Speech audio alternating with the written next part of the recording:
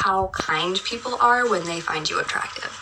And it is very hurtful, I'll tell you that much. People who literally wouldn't even look at me before now, like, or they go out of their way to be kind to me. And I'm like, hey, like, that's cool, good for me, because now I'm privileged. But, like, what is it? Like, it's not even their fault. It's probably, like, a completely subconscious thing. Or unconscious, or I don't know, whatever. But, like,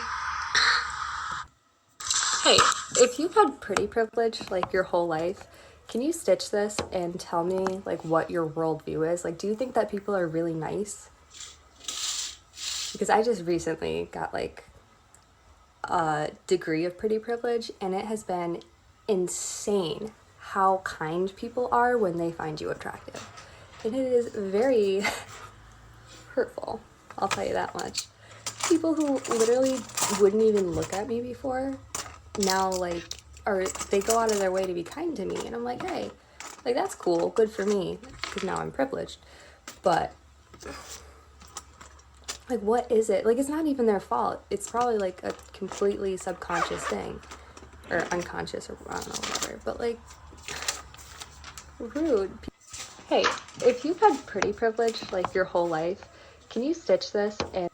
Yes, girl, let's talk about it because it needs to be talked about. Okay, so let me get my credentials out of the way really quickly. A few years ago, I looked like this. Now I look like this, and that has given me the power to experience both the best and the worst that pretty privilege has to offer. Also, not to go super psychological on y'all, at 9 o'clock in the morning, look up the halo effect on Google and learn more about this. So now let's talk about what pretty privilege actually looks like.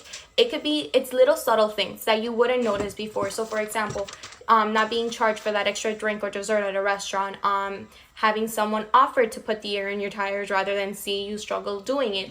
And you can tell me, like, oh my God, Kelsey, like, maybe people are just good, or maybe they're just doing a good deed. And I'm okay, I'm with you, they're doing a good deed, but why didn't they do that good deed when I was 257 pounds, huh? Why did all of a sudden all these good deeds start happening to me the moment I look like this? Because I went from, like, one good deed happening to me to a year to 10 of them happening to me in a week. That's not a coincidence, I'm sorry. Hey, if you've had pretty privilege, like, your whole life, can you stitch this and...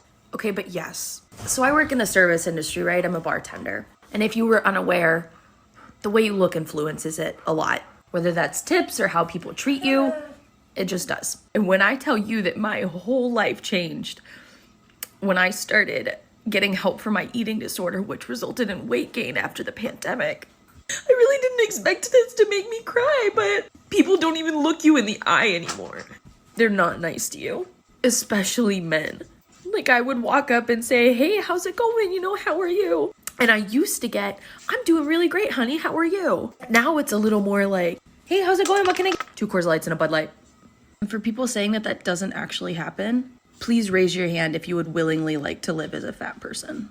And the fact that no one raises their hand makes the point. And it just makes you feel hopeless. Like, am I ever going to be worth more than my looks? If you've had pretty privilege, like, your whole life, can you stitch this? I am way too fucking sensitive to be contributing to this. My hand is literally shaking, but I'm gonna try.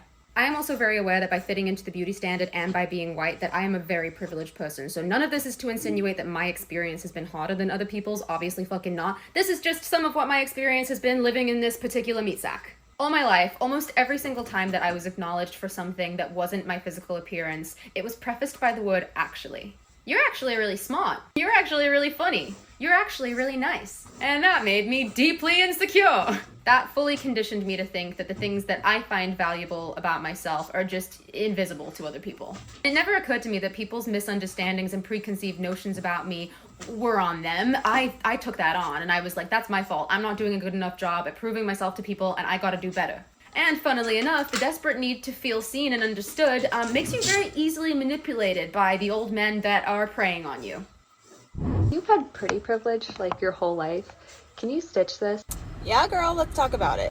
So it's 100% true that pretty privilege does exist. And yes, it is absolutely rude how when people find you attractive, they're generally just nice to you for that reason and that reason only.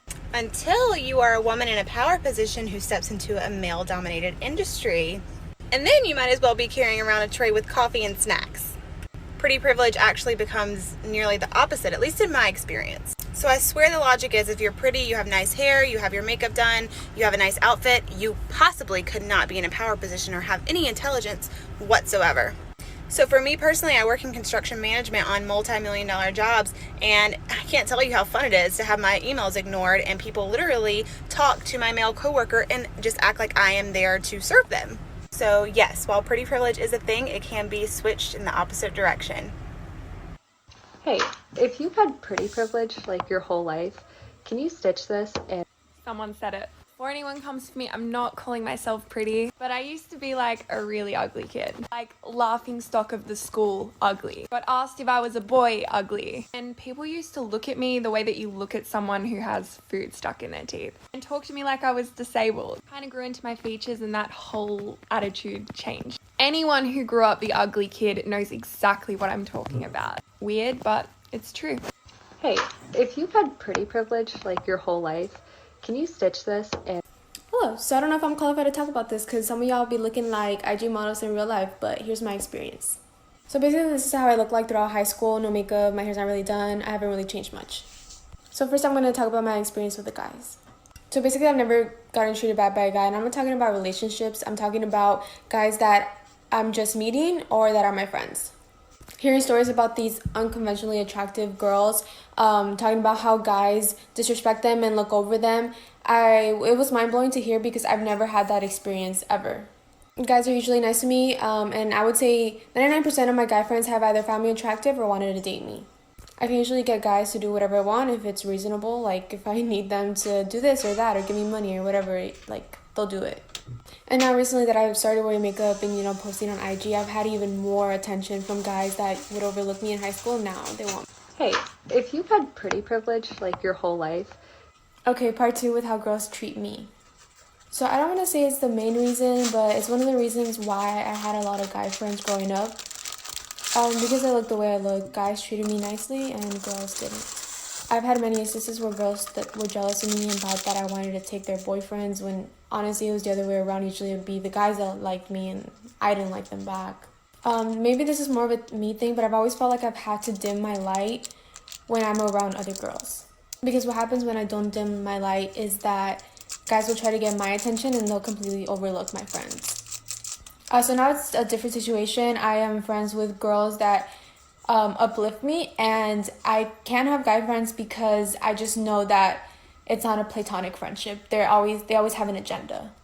And on the other side of the spectrum, I also have girls that look to me almost as a leader because of how I look.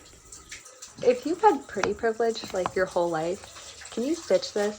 First of all, not all men are the way I'm about to describe. In my 10 years of service, I have made some true friends, but they are rare, they're hard to find, and they're not always around. I benefit from pretty privilege in my line of work. I notice it. People often use a friendlier tone of voice with me than they do with other people, but they don't want to be friends with me. The faithful married ones don't want to spend time around me at all. The shady married ones want to spend too much time around me. The single ones sometimes become my friends, but they usually stop spending time with me once they get a girlfriend, and some men pretend to be my friend, but once I turn down their sexual advances, at the worst of times, this happens. I have pretty privilege, 100%, but girl, I would trade in that friendly tone of voice for a real friend every single time.